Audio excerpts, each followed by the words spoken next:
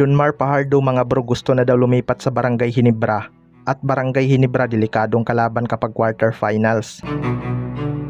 So dahil sa dalawang magkakasunod na panalo ng Barangay Ginebra mga bro, secure na nga sila sa best of 3 ngayong quarterfinals. Posible nga na Meralco Bolts ang kanilang makakalaban kahit ano pa man ang resulta ng last day sa elimination rounds dahil sa quotient system. May iniinda nga daw itong import na Meralco Bolts mga bro kaya hindi pinaglaro. Pwede ding pinagpahinga lang nila ito bilang paghahanda sa quarterfinals dahil sigurado na rin naman sila sa best of 3. Pero alam naman natin kung gaano kadelikadong kalaban ang Barangay Ginebra kapag quarterfinals. Kung pinaglaro nga nila si Akil Mitchell baka dito palang matisting niya na kung gaano ka-pressure kalaban ang Barangay Ginebra. Siguradong mapipressure talaga sa mga Ginebra fans itong import ng Meralco Bolts na si Akil Mitchell. Mabuti na lang din talaga at matalino itong si Coach Timcon mga bro. Pinagpahinga niya nga ang kanyang mga star player noon dulo bilang paghahanda na rin sa quarterfinals. Pinagkatiwala nga ni Coach Timcon ang last quarter sa kanyang second unit kahit pa man nagbabadyang humabol ang Meralco Bolts. Kaya asahan natin na magiging matinding laban ang mangyayari sa quarterfinals mga bro.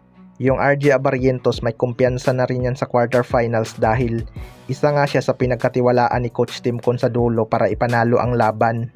Sa kabilang banda naman mga bro, Junmar Fajardo gusto na daw lumipat sa Barangay Ginebra. Matapos ngang matalo sa kamay ng Inlex Road Warriors ang Hong Kong Eastern mga bro, nauna na ngang magburakay ang SMB. Inaasahan nga na ito ang magpapahirap sa GIS team na Hong Kong Eastern pero laglag pa rin sila kahit mala all-star na ang kanilang lineup.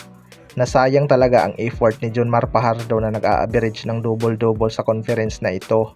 Hindi nga sila marunong kumuha ng import na hindi makakaapekto sa laro ni Junmar Fajardo dahil matatangkad pa rin ang kanilang kinuha.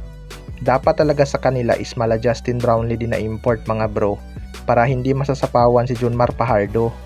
Kilala naman natin ang SMB na si Junmar talaga ang kanilang number 1 option sa opensa. Bagay nga na import sa kanila ay small forward mga bro. Ayon nga sa source ay gusto na daw ni Junmar Fajardo lumipat sa Barangay Ginebra at maging coach itong si Timcon. Well, para sa akin mga bro, wala namang imposible sa SMC group kung gusto nilang ilipat si Junmar Fajardo dahil iisang team lang naman sila. Si Coach Timcon nga nalipat nila from Pure Foods to Barangay Ginebra, 'di ba? Pero isa nga sa magiging concern dyan ay marami na namang fans ang magwawala dahil ayaw nga ng mga haters na lumakas ang Barangay Ginebra. Isa pa, baka hindi rin papayag ang SMB management na kunin nila si Junmar Fajardo dahil baka lalo silang hihina. Ngayon pa nga lang ay napapalagan na sila ng mga independent team kahit healthy si Junmar Fajardo. 'Di ba? Kayo mga bro, ano masasabi nyo tungkol dito?